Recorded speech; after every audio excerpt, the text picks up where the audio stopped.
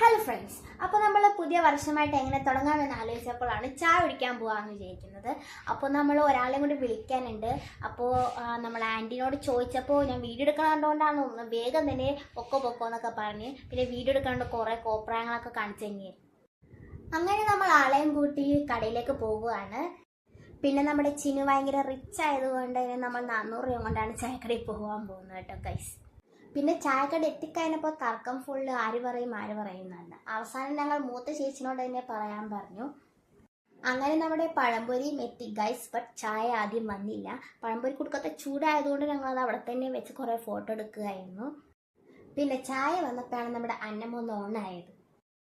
അങ്ങനെ ഗൈസ് നമ്മൾ ചായയും കടിയൊക്കെ കഴിച്ചു കഴിഞ്ഞ് പൈസ കൊടുക്കുകയും ചെയ്ത് തിരിച്ച് വരികയായിരുന്നു.